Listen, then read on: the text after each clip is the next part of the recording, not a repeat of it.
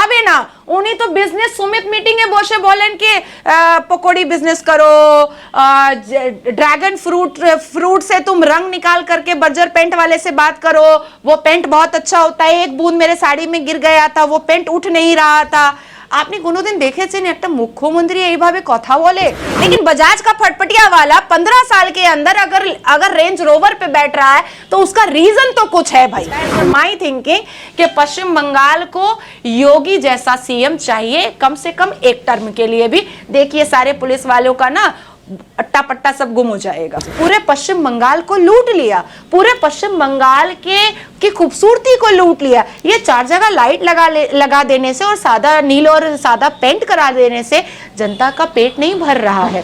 जनता का पेट तब भरेगा जब आप उसको नौकरी दीजिएगा। आप तो नेपोटिज्म का काम कर रही हैं, आप तो ब्राइब का काम कर रही हैं, आप तो नौकरी बचा कर रख रही हैं कि फलाना एरिया में रेप होगा तो उसके घर वाले को नौकरी देंगे उसका मुंह बंद करने के लिए।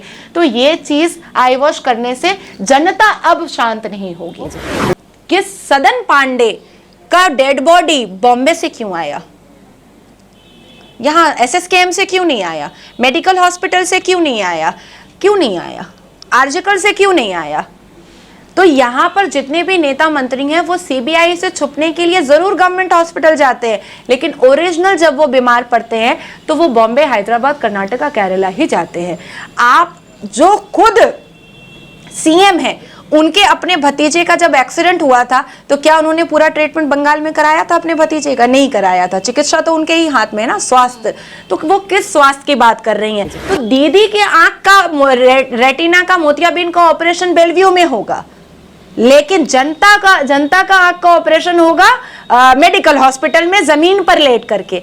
तो ये शास्त्र साथी रहे ना रहे, हो ना हो, कैंसिल हो, बातिल हो, जनता को कोई फर्क नहीं पड़ रहा है, क्योंकि जनता भूखी ही है कि Shrimati Mamata Banerjee is not capable to run a smooth सरकार। माने आमी এই ধরনের মেয়ে, আমি নিজের ইসলামকে খুব প্রেম করি, 5 वक्त नमाज में पढ़ती हूँ, मैं रोज़ा रखती हूँ, मेरा घर पूरा नमाजी है, बट मैं मेरी ह्यूमैनिटी कभी भी डैमेज नहीं कर सकती हूँ। और जहाँ तक मैंने कुरान पढ़ा है, उस कुरान में साफ लिखा है कि इबादत करने की कोई स्पेसिफिक जगह नहीं है। आप जहाँ मुसल्ला बिछाएं, जहाँ नमाज बिछाएं, आप वहाँ नमाज पढ़ सकते हैं। तो अगर वाकई में ऐसा कुछ नजर आया है, अगर वाकई में वहां पर मस्जिद के अंदर एक मंदिर का शिवलिंग दिखाई दिया है, तो भाई जिसकी जमीन है उसको उसके हाथ दे देनी चाहिए, जिसकी जगह है उसको उसके हाथ दे देनी चाहिए। और मोहब्बत अगर इतनी ज्यादा है कि ह्यूमैनिटी ग्राउंड पे मंदिर और मस्जिद एक साथ रह सकता है, तो उसमें भी कोई आपत्ति ना हिंदुओं को होनी चाहिए ना मुसलमानों को होनी चाहिए। Study MBBS in Bangladesh. নিজেকে ডাক্তার হওয়ার স্বপ্ন পূরণ করতে চান? তাহলে বাংলাদেশের টপ মেডিকেল ইউনিভার্সিটিতে আপনার সাধ্যের মধ্যে ডাক্তারি পড়ার সেরা ঠিকানা মিশন এমবিবিএস। স্বপ্ন আপনার পূরণ করব আমরা। মুখ্যমন্ত্রী কিন্তু অনেক কিছু ঘোষণা করেছে, আবার তিনি প্রশাসনিক বৈঠক করেছেন এবং সেই বৈঠকে কিন্তু বলেছেন যে সাইকেল হাব হবে, এবং সেই সাইকেল হাব হলে আমাদের বাংলার ছেলেমেয়েরা কাজ পাবে, সেখানে আবার অনেক কর্মসংস্থান হবে। কি বলবে? দিদি জানে না, দিদির হাতে আপনি দেখবেন উনি আইফোন খুব লাভার। যখনই নিউ সিরিজ আসে তো একদম হাতে iPhone series 13 pro S max চলে আসে, আপনি দেখবেন, নোটিস করবেন। কিন্তু জনগণকে উনি স্কুটি আর 4 হুইলার সময় উনি সাইকেল দেবেন, সাইকেল হাব বানাবেন। ঠিক আছে, ছেড়ে দিন। উনি যা করলেন সেটা জনগণ বুঝে গেছে, উনি যা করছেন সেটাও জনগণ বুঝে গেছে। এবার যদি যা শুভেন্দুদা বলেছে, যদি লোকসভা ইলেকশন সঙ্গে যদি 2024-এ বিধানসভা ইলেকশন হয়ে যায়, তখন মমতা দিদি বুঝে যাবে যে এবার জনগণ দরকার কি। উনি সাইকেল হাব বানাবেন। যখন ন্যানোকে উনি তাড়িয়ে দিলেন, এখানে তো অনেক লোকজন চাকরি পেত, অনেক বাঙালিরা তো চাকরি পেত। উনি কি করছেন নিজে ভাবে না। উনি তো বিজনেস সুমিত মিটিং এ বসে বলেন कि पकौड़ी बिजनेस करो, ड्रैगन फ्रूट से तुम रंग निकाल करके बर्जर पेंट वाले से बात करो, वो पेंट बहुत अच्छा होता है, एक बूंद मेरे साड़ी में गिर गया था, वो पेंट उठ नहीं रहा था। আপনি কোনোদিন দেখেছেন একটা মুখ্যমন্ত্রী এইভাবে কথা বলে कि লঙ্কা পকোড়া বানাও, এই এসপি দাঁড়াও তো তোমার অফিসের পাশে খুব ভালো পকোড়া মিলে, তো খুব ভালো মুড়ি চপ মিলে, এসব কোনোদিন কোনো মন্ত্রী কথা বলে, একটা মুখ্যমন্ত্রী কথা বলে? দেখুন সেন্স নেই কি বলবো। কিন্তু তিনি বলছেন যে মুখ্যমন্ত্রী বলছেন যে তাদের যে এই যে ঝাড়গ্রামে যে উনি প্রশাসনিক বৈঠক করেছেন সেখানে কিন্তু তার যিনি একদম পরিষদীয় যে সদস্য সেই সদস্যদের উদ্দেশ্যে বলেছে আর কত খাবে, মানে তিনি নিজেই প্রশাসনিক বৈঠকে প্রশ্নটা তুলছেন, কি বলবে? এটা তো नतून नहीं। ये इससे पहले 5 ऐसे प्रेस कॉन्फ्रेंस है जिसमें उन्होंने कहा है कि हमको पता है कि तोला उठ रहा है, हमको पता है कि गलत हो रहा है, তোমরা 1 টাকা নিশ্চো 12 আনা টাকা দিয়ে দাও, 4 আনা টাকা নিচের পকেটে रखो, ये उन्होंने खुद बोला था। 5 ऐसे प्रेस कॉन्फ्रेंस है जिसमें उन्होंने स्वीकार किया था।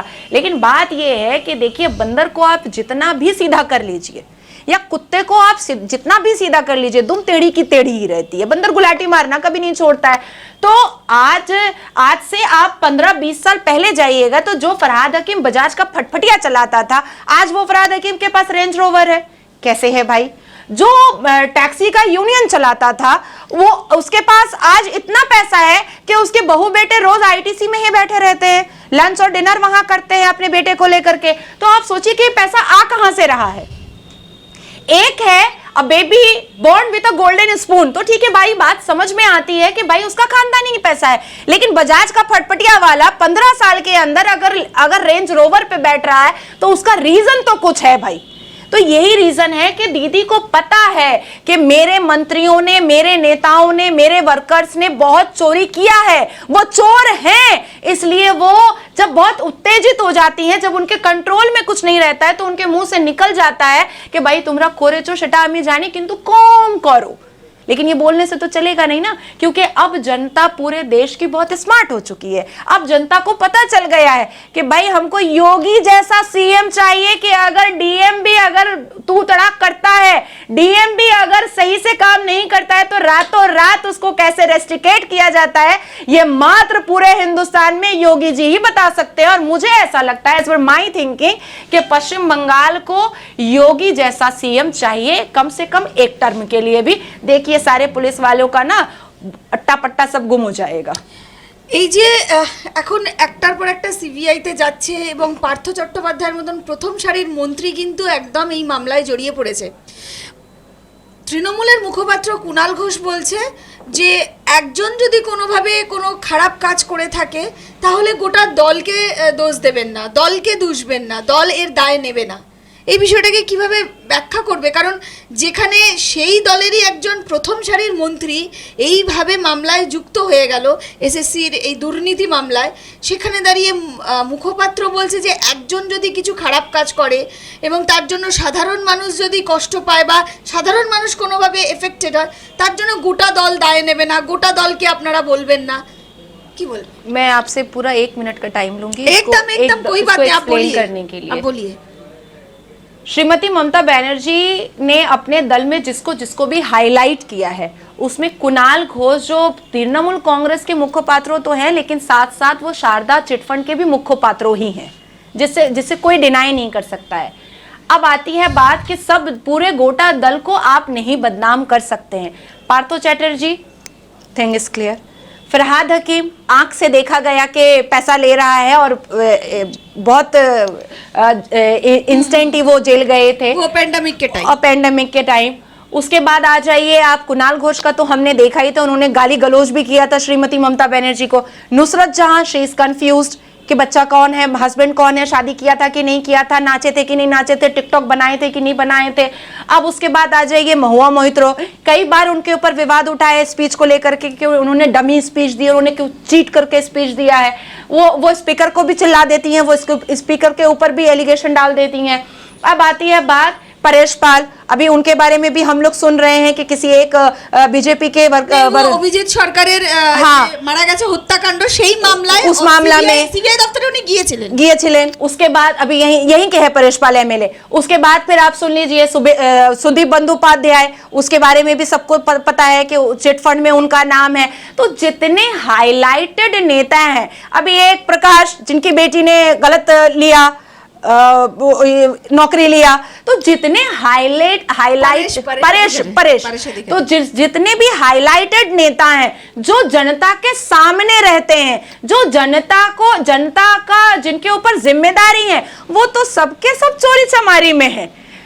सबसे बड़ा मुंह अभिषेक बैनर्जी, सबसे बड़ा मुंह है भाई, और चोरी में भी सबसे बड़ा मुंह है। उनकी वाइफ रोजिरा बैनर्जी, उनका भी चोरी में सबसे बड़ा मुंह है। हम कैसे भूल जाएं कि एयरपोर्ट में उनके बक्से से सोना निकला था, हम भूल तो नहीं सकते हैं। अभिषेक बैनर्जी कोयला चोरी, हम भूल तो नहीं सकते हैं। अनुब्रतो मंडल जो गोरू प्रचार, उसके बाद फिर इतना स्मगलिंग का काम, उसके बाद फिर रामपुर हाट वाली घटना, हम भूल तो नहीं सकते।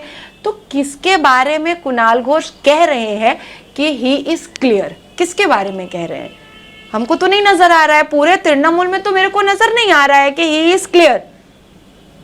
मैं तो नहीं समझ पा रही हूं। तो आई थिंक उनको थोड़ा सा जनरल नॉलेज की कमी है अपनी खुद की पार्टी के बारे में। अगर उनको जरूरत हो तो उनको मैं आपके चैनल के माध्यम से बोल रही हूं कि मैं पूरा लिस्ट बना के भेज दूंगी। নাজিয়া, এই যে মামলা চলছে, সিবিআই ডাকছে, এর মাঝখানেই কিন্তু যখন তদন্ত প্রক্রিয়াটা চলছে, এর মাঝখানেই কিন্তু এসএসসি থেকে একটি বিজ্ঞপ্তি জারি করা হলো, প্রায় ৬,০০০ জনের আবার নতুন করে নিয়োগের বিজ্ঞপ্তি। এই যে মামলা চলাকালীন এই বিজ্ঞপ্তি জারি করা হলো, এই বিষয়টাকে কিভাবে দেখছো?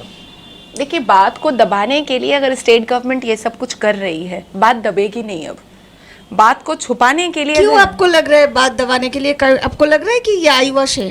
हाँ, आई वॉश है, कंप्लीटली आई वॉश है। एक मैटर झूला हुआ है, एक मैटर अभी चल रहा है, एक मैटर पर इंक्वायरी चल रही है, एक मैटर सब जुडिस मैटर है, एक मैटर सीबीआई के हाथ में है, एक मैटर को खुद हाई कोर्ट के जस्टिस ने सीबीआई को दिया है, उसके बारे में कहा है कि भाई डेटा सेव करो। इतनी बड़ी बड़ी बातें हाई कोर्ट के जस्टिस ने कह दिया है, उसके बाद आई वॉश करने का मतलब कुछ नहीं होगा। अगर ममता दीदी ले भी लेती हैं कुछ मेरिट वाले लोगों को, तो उससे क्या हो जाएगा? लेकिन जो मेरिट वाले साल सवा साल से बैठे हुए धूप में जल रहे हैं, जिनके बाल बच्चे रो रहे हैं, वो क्या चुप हो जाएंगे? वो क्या चुप हो जाएंगे? वो चुप नहीं होंगे। देखिए, अगर आपको ज़रूरत है एक गिलास पानी पीने की और आपको एक बूंद दिया जाएगा, आज नहीं कल आवाज़ आपकी निकलेगी कि हमको एक गिलास पानी की ज़रूरत है।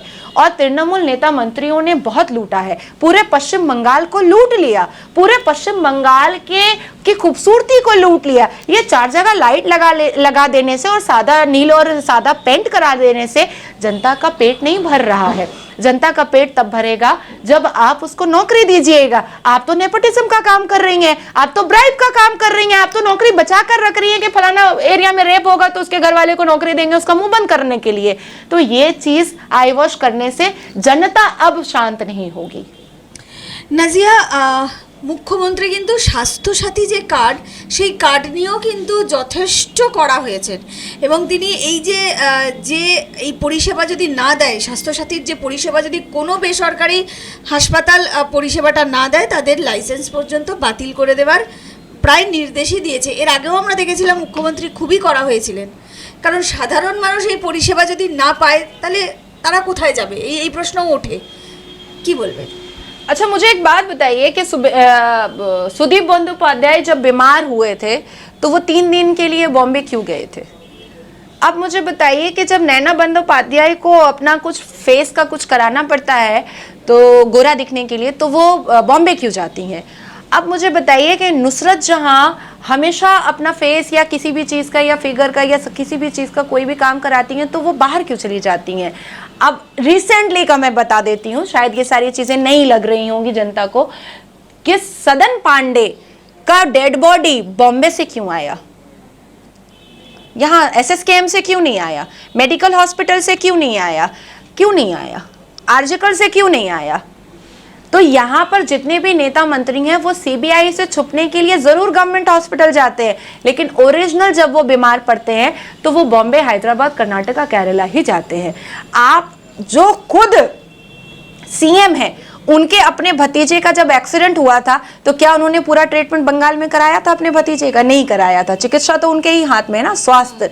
तो वो किस स्वास्थ्य की बात कर रही हैं? जो 3rd ग्रेड का स्वास्थ्य है, जो उनको पता है कि जो हम गवर्नमेंट हॉस्पिटल में दे रहे हैं वो 3rd ग्रेड का है, जो जो उनकी लग्जरियस लाइफ से मैच नहीं कर रहा है, वो उन्होंने जनता के लिए रखा है। अब जनता की तबियत अगर हद से ज्यादा खराब होती है तो वो वुडलैंड जा नहीं सकता है, वहां पे साथी का कार्ड का कोई वैल्यू नहीं होगा, वो भाई फोर्टिस जा नहीं सकता है, वो बेलव्यू जा नहीं सकता है। तो दीदी के आंख का रेटिना का मोतियाबिंद का ऑपरेशन बेलव्यू में होगा, लेकिन जनता का आंख का ऑपरेशन होगा मेडिकल हॉस्पिटल में जमीन पर लेट करके। तो ये शास्त्र साथी रहे ना रहे, हो ना हो, कैंसिल हो, बातिल हो, जनता को कोई फर्क नहीं पड़ रहा है, क्योंकि जनता भूखी ही है। কিন্তু এই জনতাই কিন্তু সবথেকে বেশি এফেক্টেড হচ্ছে, কারণ ওই স্বাস্থ্যসাথী কার্ড নিয়ে যদি বেসরকারি হাসপাতালে তারা যায়, বেসরকারির অনেক হাসপাতাল কিন্তু তাদের রিফিউজ করছে। हाँ करेगा। বিভিন্ন রকম ইস্যু দেখিয়ে বেড নেই, জায়গা নেই, এই নেই, নানা রকম ইস্যু দেখিয়ে রিফিউজ করছে। তো তখন তারা সেই স্বাস্থ্যসাথী কার্ড নিয়ে কোথায় যাবে? এটাও কিন্তু প্রশ্ন, যে তাহলে তারা পরিষেবা পাচ্ছে না। এবং আমরা সাধারণত দেখেছি যে সরকারি হাসপাতালগুলোর কি চিত্র আমরা দেখেছি, সেখানে গিয়েও যে সঠিকভাবে চিকিৎসা পাওয়া যাচ্ছে সেটাও নয়, নানা অভিযোগ উঠছে। এবং শুধু তাই নয়, ওষুধের পর্যন্ত অভিযোগ উঠছে, নানা রকম ডায়াবেটিসের ওষুধ নেই, সুগারের ওষুধ নেই, নানা রকম অভিযোগ উঠছে, ওষুধটা পর্যন্ত ঠিক সময় ঠিকভাবে পাওয়া যাচ্ছে না, এই অভিযোগ আমরা দেখতে পাচ্ছি স্বাস্থ্য যে হসপিটালগুলো আছে সেখান থেকে উঠছে। তাহলে মুখ্যমন্ত্রী কিন্তু নির্দেশ দিচ্ছেন যে লাইসেন্স বাতিল হবে। তাহলে যে হসপিটালগুলো এগুলো রিফিউজ করছে তারা কি করবে? তাদেরও তো ভয় থাকার কথা যে আমাদের লাইসেন্স বাতিল হলে আমরা ব্যবসা করব কি করে। আবার এক সপ্তাহ পর আপনি বলবেন কি সবাই মিলে একটা গ্রুপ কমিটি বানিয়ে হাইকোর্ট চলে গেছে कि दीदी আমাদেরকে মানে হেল্প করছে না। কিন্তু আমি কেন বলছি कि হেলথ মিনিস্ট্রি তো ওনার পাশে আছে, হেলথ রিলেটেড জনগণ কি সুবিধা পাচ্ছে কি অসুবিধা হচ্ছে এটা দেখার দরকার তো ওনার আছে। উনি যখন না দেখছে আর উনি বলছেন कि তোমরা এমন করবে আমি লাইসেন্সটা বাতিল করে দেব, তো আবার একটা হাইকোর্ট, আবার ও सीबीआई প্রোব হবে, আমরা তখন বলবো। देखिए मैं आपको इन शॉर्ट एक बात बोल दे रही हूँ कि Shrimati Mamata Banerjee is not capable to run a smooth सरकार। जनता को खुश करके ये तृणमूल कांग्रेस सरकार जनता को खुश करके नहीं चला पा रही है अपनी सरकार।